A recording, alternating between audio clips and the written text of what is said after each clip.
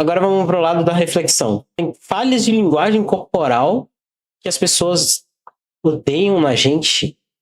Eu tô tentando entender esse tipo de coisa. Tipo, se eu fizer uma falha de expressão, as pessoas odeiam isso? Às vezes uma pessoa pode dizer tudo certo, mas ainda assim algo nela faz você se sentir desconfortável, se sentir irritado ou até desconfiado. Pois é, a comunicação humana, ela não acontece só com palavras. Não, e na verdade funciona também com entonação de palavras, estilo de palavras, jeito como você se comunica, né? Quando você entrega uma mensagem, na verdade é muito mais importante do que a mensagem em si, porque se você mandar ela de forma agressiva, a pessoa responde automaticamente defensiva, e ela não te escuta, né? Ela deixa de te escutar.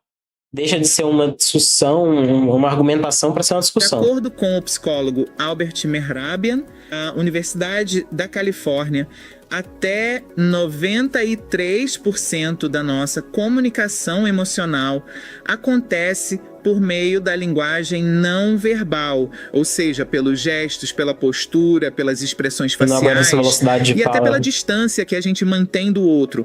O problema é que a maioria das pessoas nunca aprendeu a prestar atenção.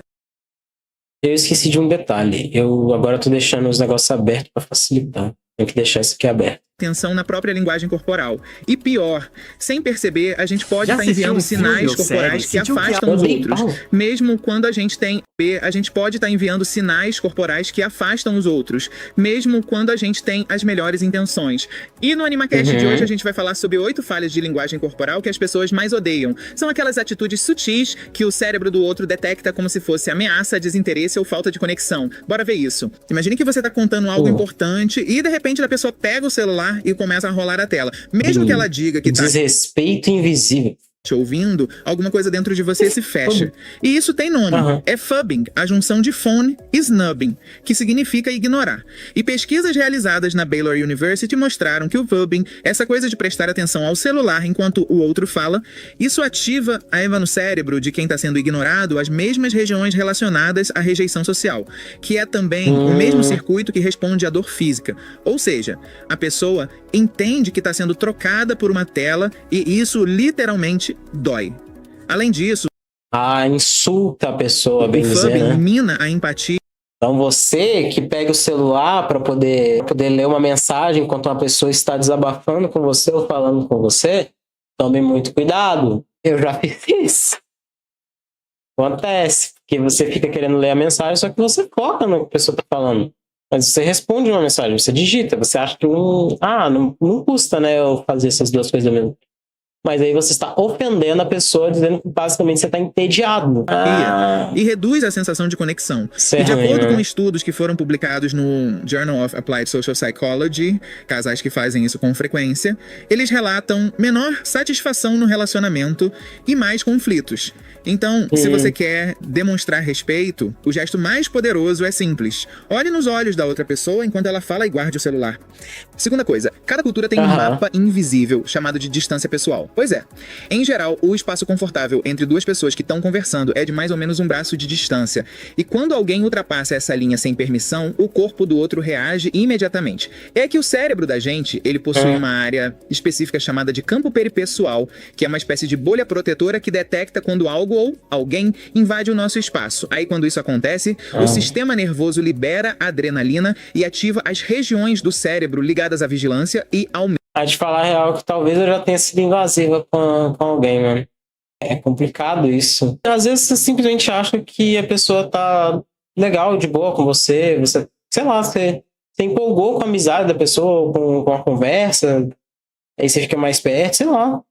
Acontece. Medo. É por isso que você sente aquele desconforto quase instintivo quando alguém chega perto demais de você. Então, meu anjo, se você quer causar uma boa impressão, respeite o espaço físico do outro, tá? A proximidade ideal comunica empatia, já a proximidade em excesso de menos de um braço de distância, ela pode comunicar ameaça.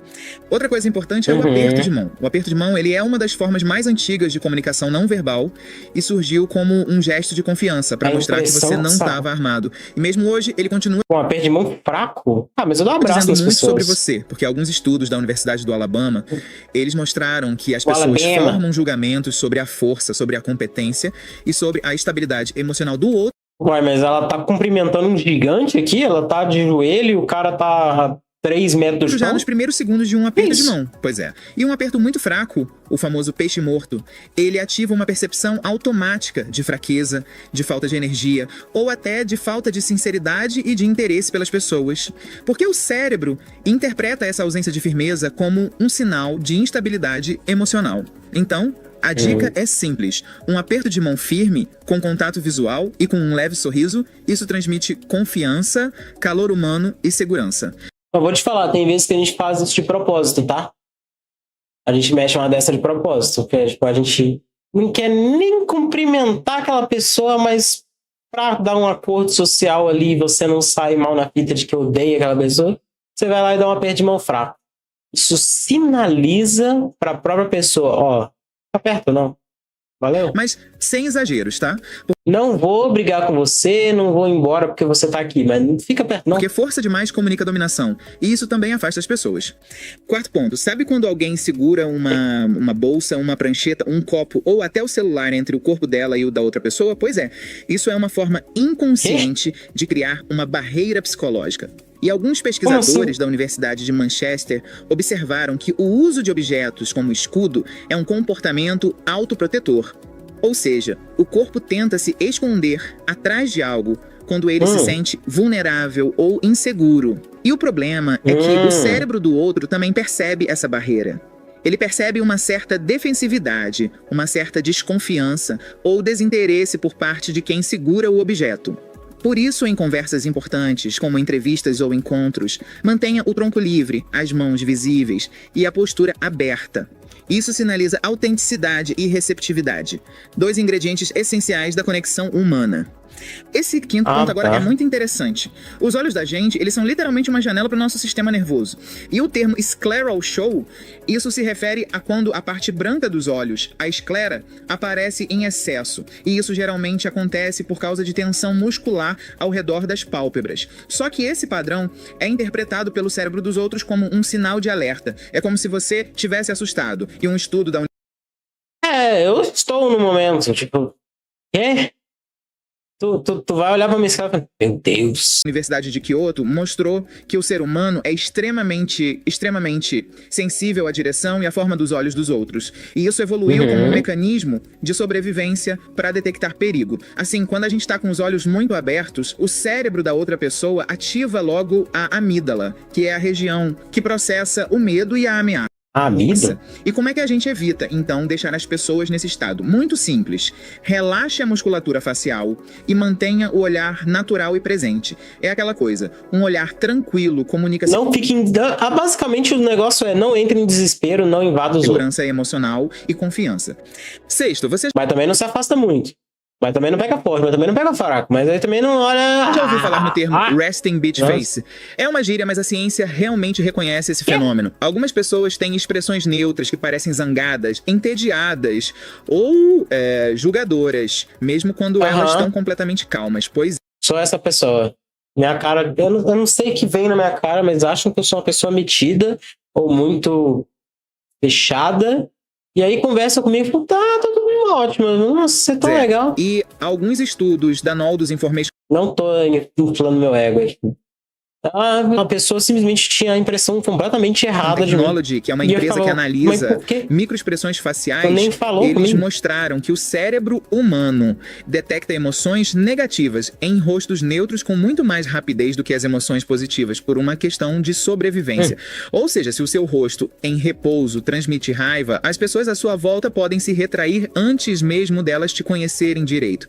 E isso não é sobre forçar simpatia. Tá 15 dias sem dormir esse desenho? Isso é sobre suavizar conscientemente a expressão facial. Fazer um ligeiro sorriso, umas sobrancelhas relaxadas, um olhar acolhedor. Porque pequenos ajustes mudam completamente como o mundo responde a você. Sétimo sinal. Vamos lá. Mesmo que as suas palavras sejam gentis... Sétimo sinal. Pessoas que não deixam um hype, nem um gostei, nem uma compartilhamento. Sei lá. Tanto faz, você entendeu? Você que tá assistindo isso daqui, vamos. Ajude neste momento. Esse é o momento que eu te dei. Se o seu corpo está virado em direção à saída, o cérebro da outra pessoa entende que você quer fugir dela. Isso aí. O corpo fala mais alto do que qualquer discurso. E várias pesquisas em comunicação não verbal da Universidade de Harvard mostram que o alinhamento corporal é sim um dos indicadores mais fortes de envolvimento com as pessoas. Então, quando você vira os ombros, vira o tronco ou os pés para longe, o outro percebe uma incongruência, uma coisa que destoa, e isso é um gatilho de desconfiança. Por isso, nas interações sociais, procure alinhar o corpo com a pessoa, procure manter o contato visual e se incline levemente para frente na direção dessa pessoa, porque isso comunica presença, interesse verdadeiro e respeito. Olha esses caras, mano. O corpo é o megafone das intenções. Isso aqui. Por fim, meus amores, quando a gente cruza os braços, seja por que motivo... cruzar os braços é linguagem universal de que você tá fechado pro diálogo, né? Você não quer por ouvir. conforto, por frio ou simplesmente por hábito, esse gesto é interpretado de outro jeito pelas pessoas, tá? De acordo com um estudo que foi publicado no European Journal of Social Psychology, quem cruza os braços durante uma conversa é visto como mais fechado, defensivo e resistente a novas ideias. É que esse gesto, ele cria uma barreira. E a gente já viu que o cérebro humano interpreta barreiras físicas como sinais de proteção ou de oposição, mesmo que sejam só os braços cruzados na frente do corpo. E esses braços cruzados podem até diminuir a receptividade daquilo que você fala para outra pessoa, porque o teu corpo influencia o estado mental do outro. E a dica é essa: mantenha os braços soltos. Gesticule naturalmente e use as mãos para reforçar as suas palavras. Um corpo aberto convida à troca. Já um corpo fechado leva ao distanciamento. A verdade é que a linguagem corporal fala antes da voz. Ela é o primeiro filtro pelo qual os outros percebem você, e muitas vezes ela é o motivo pelo qual alguém gosta ou não de você, pelo qual alguém confia ou não confia em você, sem nem saber por quê. E essas 8 falhas de linguagem corporal são sutis, mas elas ativam mecanismos automáticos no cérebro das pessoas, mecanismos que evoluíram para proteger e não para compreender. Por isso, aprender a se comunicar com o corpo é aprender a construir pontes invisíveis de confiança e de empatia. No fim das contas, a comunicação eficaz não é sobre falar bonito, é sobre fazer o outro se sentir seguro, ouvido e valorizado. E isso começa bem antes da primeira palavra. Um beijo no teu coração. E a gente se vê no próximo episódio. Valeu! Até mais, obrigado pela explicação. Algumas coisas aqui eu até já fiz na vida, ou faço, não sei. Mas não custa nada a gente tomar um pouquinho mais de cuidado na hora de se expressar, né?